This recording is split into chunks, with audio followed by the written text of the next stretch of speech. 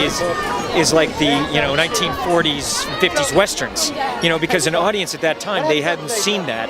And what we want to do is take an audience to a new world, yet still tell them a very personal story and something that they can relate to. And I think that it allows us, and it's big cinema. This is a film that I encourage audiences to watch on a big screen with great sound, because they will really get their money's worth. They're firing on survivors. I worked with him, it's his story, but any film that I'm working on, this story was there, but of course I worked on it with him and helped, and but it was his characters and his world that he created.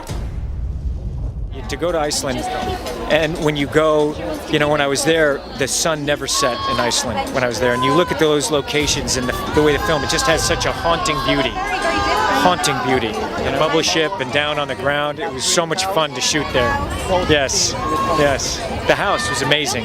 When you look at those clouds, what Joe did was, in the sky tower, basically Joe took cameras and went to the top of a volcano and photographed all the cloud formations and the sunrises and sunsets.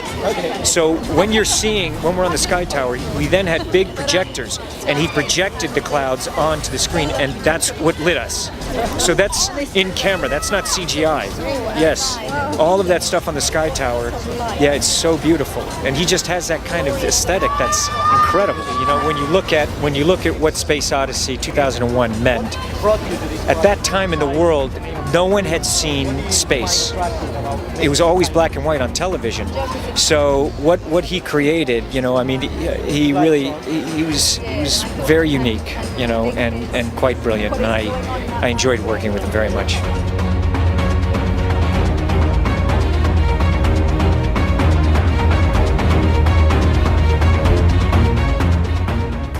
I love science fiction, but it always depends on the story. It's always the story that captures you. You can't just like all science fiction movies. And what I found great about this one is that it was particular. It was a different story. I had never read it. Well, first I read the script. I've never read anything like it. I thought it was very original, new ideas. There were, of course, tons of weird creatures, but also the most important thing that I liked is that it was full of romance and love. You prepare. Yes, certain roles require physical training, and in a different way. For example, you see, for this one, I just had to go to the gym and get in shape, look stronger. That's why it's in a way it's a great job, because we learned so many different skills.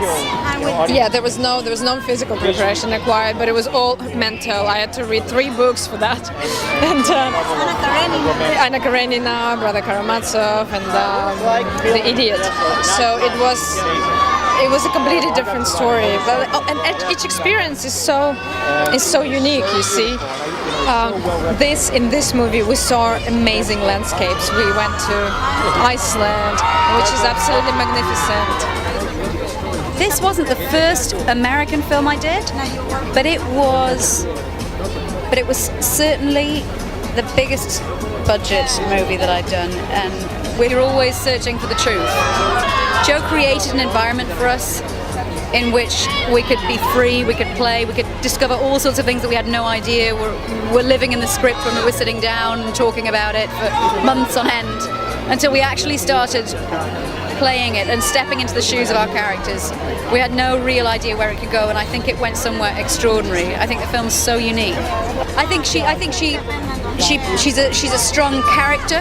The character is strong in the piece, certainly, because I think all of the characters are elementally very strong.